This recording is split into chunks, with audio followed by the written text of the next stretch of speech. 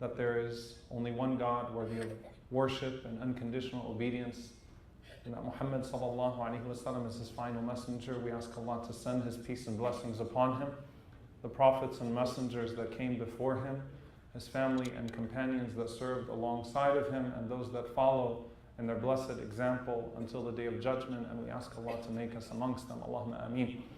وَلَا تَهِنُوا وَلَا تَحْزَنُوا وَأَنْتُمُ الْأَعْلَوْنَ إِن كُنتُم مُؤْمِنِينَ. Do not grieve or feel fear when you are amongst those who are exalted, so long as you retain your belief. It's very hard for us to think about what happened in New Zealand. Not because tragedies of that proportion don't happen in different parts of the world. Not because it's the first masjid bombing. Not because it's the first time a place of worship was attacked in a Western, supposedly peaceful country. But because of how much of ourselves we could see in the people that were sitting there before their lives were taken from them. All of them were sitting in the masjid, and the last thing that they had going through their minds was that someone was going to come in and shoot them dead on a Facebook Live for the whole world to see, with the intention of not just terrorizing them, but terrorizing everyone that would be exposed to that terror, so that they too would fall back on their heels. They too would feel the cruelty and ultimately be scared into compliance. Compliance with what? Compliance with either not living in that land, because they don't understand that the land never belonged to them in the first place. It belongs to Allah subhanahu wa ta'ala, and the entirety of this land is a masjid, is a place of worship.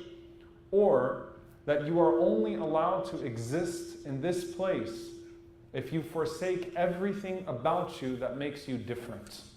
If you forsake your Iman, if you forsake your faith, if you forsake your Muslim identity. And I want us to walk through this, inshallah ta'ala, as much as we can and try to process it.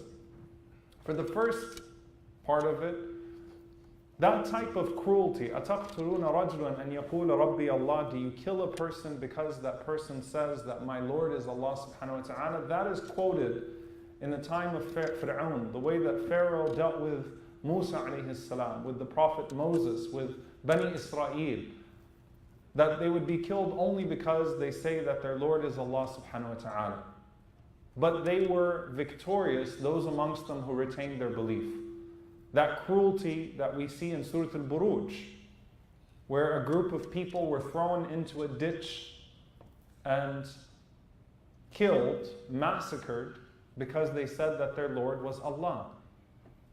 And the most powerful image that came out of that massacre was that man whose name we don't know, but who was attending Jum'ah, not anticipating getting shot, but called to the oneness of Allah subhanahu wa ta'ala, and still finding the strength and maintaining that collectedness to hold his finger up in the air even as he was on the stretcher, bearing witness to the oneness of Allah subhanahu wa ta'ala.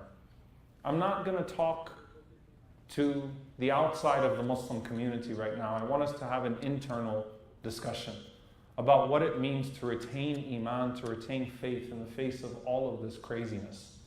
So that's the first thing, that the Prophet ﷺ endured that type of punishment and that type of beating for no reason except that he refused to relinquish what was sacred to him. And that the goal of the torture of believers, of the persecution of believers, is to remove belief from the public domain, and to cause us to be too scared to worship Allah subhanahu wa ta'ala in our places of worship and in the public domain, and still invoke those things that are so sacred to us. The next thing is sadness. If I watched those images and felt grief, if I'm feeling traumatized right now by the images, if I'm feeling sad, even though I know that Allah subhanahu wa ta'ala will not let those people's lives go to waste. If I'm feeling sad at that massacre, does that mean that my faith is weak? No. Because when the Prophet ﷺ cried over the loss of his child, that was not a sign of weakness of faith, that was a sign of mercy in his heart. And so if you feel enraged and sad that that group of people were mowed down in a masjid, sitting just like you, never thinking that they would not be able to leave that masjid and go on with the rest of their lives, if that enrages you and gives you grief, that's not a bad thing. It's okay. You should feel a sense of grief and you should feel a sense of rage. That's okay. It's how you understand that anger and how you understand that grief that will make it acceptable or unacceptable. Which I want to bring to a very human part of this. I want us to think about ourselves right now. Every single one of us sitting in this masjid right now has a different collection of life experiences and have different thoughts that are going through our minds right now. Dare I say it, sometimes even different motivations. Some of us escaped death narrowly at some point in our lives. Some of us saw mass shootings. Some of us came from countries where a masjid being blown up or an airstrike taking place and a whole bunch of people being reduced to pieces is not uncommon. Some of us have overcome some sort of a terminal illness. Some of us have overcome ideas of suicide. Some of us have overcome some very difficult moments in our lives, but we still bring ourselves and collect ourselves to come back to Allah subhanahu wa ta'ala and answer the call of Allah subhanahu wa ta'ala every week despite all of that. And when we sit in these masajid, in these houses of Allah, we have different thoughts that go through our minds. Some of us become occupied with what comes after the masjid. But what happened in New Zealand gives a whole other dimension to sallu salatan muwadda'. Pray as if it is your last prayer. To treat it as if it's a moment that you flee to Allah subhanahu wa ta'ala in this world, and it might be the last time that you get to flee back to your Creator. But those experiences that we had that brought us to this moment, though they're unknown to everyone around us or most people around us, they're not insignificant to the moment. And I want to walk all of us back to post 9/11 for a moment. When Muslims were attacked on 9/11, and I did not say that wrong, when Muslims were attacked on 9/11, because I walked down around that memorial just a few weeks ago actually in New York, the 9/11 memorial, and I saw names like Muhammad and Tariq and Sosan and Ahmed and Fatima on that memorial. When Muslims were murdered on 9/11 and we had to bear the collective guilt of that as a Muslim community, there were some masajid that wanted to keep their doors closed. There were some that wanted to ride it out because it was too scary to go to the masjid because we were bearing the crime that was actually committed against our brothers and sisters in New York on September 11th. And I was trying to get in touch with a person who I considered an uncle of mine in Louisiana. There was a brother by the name of Joseph Guillory, Uncle Joe, in the masjid, that came to the masjid. He had his legal firearm and said, "These doors are not going to close. I will protect you all." The very next day after 9/11, refused to allow a masjid to be shut down. And some people thought he was crazy. Some people thought that was insane. How can you sit in front of a masjid and assign yourself security detail? Now, if you knew his life story, you would know that what gave him the courage to do that was before he said, "Ashhadu an la ilaha illallah wa ashhadu anna Muhammadan Rasulullah," he was a black man in Louisiana. And he was a student at McNeese University who witnessed the worst days or at least we thought the worst days of racial oppression, some of the worst days of racial oppression here in the United States. And he remembered having to break into libraries that were forbidden for black students so that he could get access to proper textbooks. And he remembered being dragged by the Ku Klux Klan as a kid, covered in gasoline, about to be set on fire, but he escaped it. And later on became Muslim. And he referenced that experience and why he was not going to back down now. Not at this moment. I was reading about a brother that was in the masjid in New Zealand who left Gaza this last year. Imagine how many airstrikes he's already seen. And what you won't see in the news right now is that Gaza was getting bombed yet again last night. And the experiences of Palestinian oppression that he had seen his whole life. I guarantee you that that brother is not going to allow the coward that shot him last night or yesterday or today for our time in New Zealand, Yom al-Jum'ah, to stop him from going to the first Jum'ah that he will be able to attend when he's healthy enough to do so. Because he's already seen that. And he already made that determination that it's worth it. That these people that wish for us to cower, that wish for us to disappear, that wish for our masajid to stop being built, that wish for our mosques to stop being full, that wish for us to feel like misfits in society, that wish for us to feel too much apprehension to start to do anything productive in a country, because the only thing we're thinking about all the time is when is the lunatic going to visit us? When is it going to be our turn where we face our moments in the rotation of hate? I want you to think about that for a moment. What makes those people different? What did that man who was pointing his finger up in the air, still saying La ilaha illallah, barely breathing, how much had he already been tested with La ilaha illallah throughout his life? How many times did he already have to make a choice in life whether he was going to choose his principles over his convenience? Whether he was going to insist on his identity even if others tried to scare him out of it? How many times did he already make that decision throughout his entire life? In spaces that are expected to be hostile. In spaces where we expect Islamophobia. In spaces where we expect someone to say something hurtful to us. He already made that determination, that decision. And what it comes down to for us, وَلَا تَهِنُوا وَلَا تَحْزَنُوا وَأَنْتُمُ الْأَعْلَوْنَ إِن كُنتُم مُؤْمِنِينَ. That we don't feel fear and we don't feel grief if we are indeed to be believers. The scholars mention this verse and how often misinterpreted it is.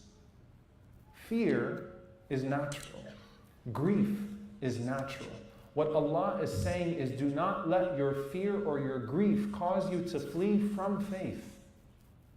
Cause you to flee from your Iman. Don't let the natural emotions of fear or grief overcome your identity of Iman. Because so long as you maintain that identity of Iman, you are in triumph no matter what happens to you. When that devil went back to the masjid yesterday to shoot people that he had already killed, to make sure they were dead, and toyed with the bodies of those believers, their souls were already in a much different place.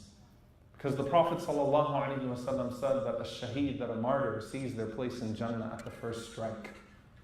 It was no different than when the Pharaoh, Fir'aun, tortured Asiya, his wife. May Allah be pleased with her, وَعَلَيْهَا السَّلَامُ, and send His peace upon her. That she was chained, tied up, tortured. And when he dropped that stone on her, that Allah took her soul before it even reached her body. If you witnessed it, you saw the gruesome cruelty of a man towards his wife. But her soul saw none of that. As nasty as it looks, and if you haven't watched it, don't watch it. Don't share it. Don't circulate it. That's exactly what that devil wanted. He wanted to terrorize the Muslim community beyond just those people that he was shooting. He wanted to cause us all to be in that state of terror. He wanted us all to think twice about coming to Jum'ah today, about continuing to fill our masajid. What we saw was what Allah has allowed us to see.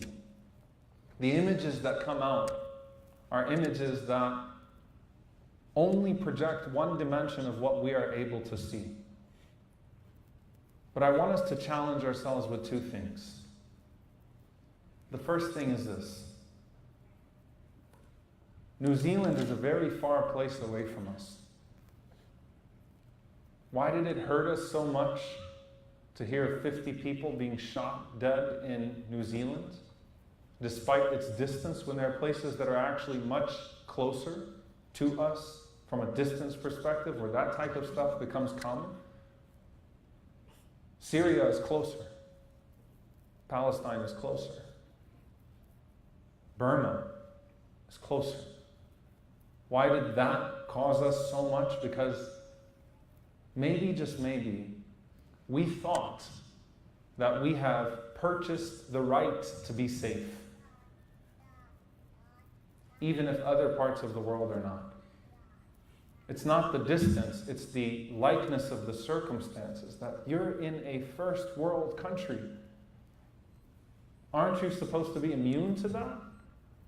And the reality is that when one part of the world becomes entirely negligent of another part of the world, eventually, what purges or what plagues one part of the world becomes the condition of a greater part of the world, and the problems continue to expand. And so when you say Islamophobia, and you're only thinking New Zealand, but you're not thinking about the Uyghurs, who are suffering the worst type of Islamophobia, 3 million people being put into concentration camps because they say our Lord is Allah, and because they refuse to give up on your identity. You have a very narrow definition of Islamophobia. When you talk about the Muslim community and restrict your grief to parts of the world that only resemble the part of the world that you live in, we all need to expand our hearts a little bit more and to think deeper. Was it that these things were not happening anywhere? Or was it that they're starting to happen in places that resemble our own? That's not to say that you shouldn't be in grief. It's not to say that we shouldn't be devastated. I am the first person that is guilty of what I'm telling you right now. That seeing those images coming out of a place like New Zealand, with brothers and sisters whose circumstances are similar to our circumstances, sitting in Jum'ah just like you're sitting in Jum'ah right now, stirred me. I'm talking about myself because I don't want to project guilt on you. Stirred me more than when I hear of much greater tragedies in places that I can't really relate to from a living experience. That doesn't mean neglect it. That means expand your heart to include them and to include more. And to think about the choice that a person has to make in Gaza at Jum'ah too. When on a Thursday night their skies were lit up with bombs and they have to decide whether they're going to walk to Jum'ah in the midst of airstrikes. Most of them have made the choice that they will not forsake their belief. They don't hate Islam more than we love it. They don't hate our belief more than we love it.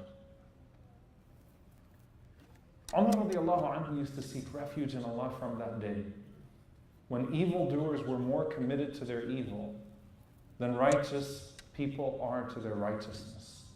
وَالَّذِينَ آمَنُوا أَشَدُّ حُبًّا لِلَّهِ. But those who love Allah subhanahu wa ta'ala love Him more than those who love anything else, even if it's a toxic or poisonous ideology like white supremacy that seeks to remove them from that connection to Allah subhanahu wa ta'ala. I was thinking about the person that greeted the murderer with salam when he walked into the masjid. The heroes that we will not know their names who tried to stop him from killing more people. All of those people who had experiences, but at that strike that came to them, we pray that they were greeted with salam, with peace. And that whatever their experiences were up until that moment, and in that moment itself, that Allah subhanahu wa ta'ala received them in His eternal mercy. And that Allah subhanahu wa ta'ala entered them into Jannat al-Firdaus. And that Allah accepted them as shuhada. We pray that Allah subhanahu wa ta'ala forgive them all for anything that they had done in this life, and not let them see a moment of hardship or misery in the hereafter. We pray to Allah subhanahu wa ta'ala that those children who were murdered, that did not have a chance to grow up, to assert themselves in their Iman, that they are joined with the father of Iman, Ibrahim alayhi salam, in Al-Jannah. That they play in those gardens instead. We pray that every single person who came to that masjid and put behind the dunya, put behind the world, left their work, left what they were doing, because Allah was more important to them, that Allah not disappoint them by giving them anything less than what they sought.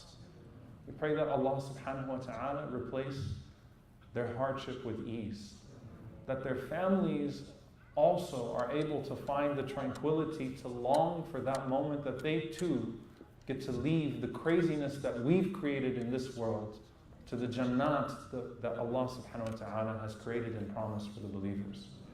We ask Allah subhanahu wa ta'ala that He use us not just to fight this hatred that's leveled towards our community, but to fight it when it's leveled against other communities as well. We ask Allah subhanahu wa ta'ala never to allow us to flee away from our religion because of those that hate it. Never to allow us to flee away from our identity because those who see it as threatening to theirs wish to eradicate it. We ask Allah subhanahu wa ta'ala never to allow us to become spiritually homeless and to abandon His homes. We ask Allah subhanahu wa ta'ala that with every masjid that is attacked, that Allah Azza wa Jal give us the blessing and the courage to build 100 in its place. We ask Allah subhanahu wa ta'ala that as those who wish to remove us from our lands and wish to terrorize our brothers and sisters in their lands, that Allah subhanahu wa ta'ala only preserve and grow that which they seek to eradicate. We ask Allah subhanahu wa ta'ala to give izzah, honor and dignity to Islam and to the Muslims, to give protection and mercy to the innocent, whoever they may be. And we ask Allah subhanahu wa ta'ala to put in us the courage, not just to continue with our own faith in the face of this difficulty, but to have enough courage to stand with others who face difficulties similar to ours. We ask Allah subhanahu wa ta'ala to protect our brothers and sisters wherever they may be, whether there are news clippings about them or not, whether the media deems them worthy of coverage or not, whether our political discourse deems them worthy of being included or not, whether our hearts neglect them or not. We ask Allah subhanahu wa ta'ala to shower them all with His mercy. We ask Allah subhanahu wa ta'ala to bless this community, to bless this masjid, to bless our masajid, to allow our ideals to overcome. And we ask Allah subhanahu wa ta'ala to never make us amongst those that flee away from that which He has given to us for protection. We ask Allah subhanahu wa ta'ala that the Islam that He's given to us, that the Iman that He's given to us as a source of protection, that we never abandon it seeking protection elsewhere. We ask Allah subhanahu wa ta'ala to make us amongst those that do not flee from Him to anything else, but only flee to Him, even when we flee from His punishment. لا ملجأ ولا منجأ منك إلا إليك. There is no shelter, no escape from You except to You, Ya Allah. We ask Allah subhanahu wa ta'ala to join us with our brothers and sisters in Jannat al-Firdaus. We ask Allah subhanahu wa ta'ala to join them with the Prophet sallallahu alaihi wasallam in the highest level of Jannat al-Firdaus. We ask Allah subhanahu wa ta'ala to settle our hearts with Iman. We ask Allah subhanahu wa ta'ala to settle our hearts with Iman. not in a way that we ignore the problems of the world, but in a way that those problems drive us to Allah subhanahu wa ta'ala and to solving those problems for other people as well. Allahumma ameen wa sallallahu wa sallam ala nabiyyina Muhammad wa ala alihi wa sahbihi wa sallam tasliman kathira.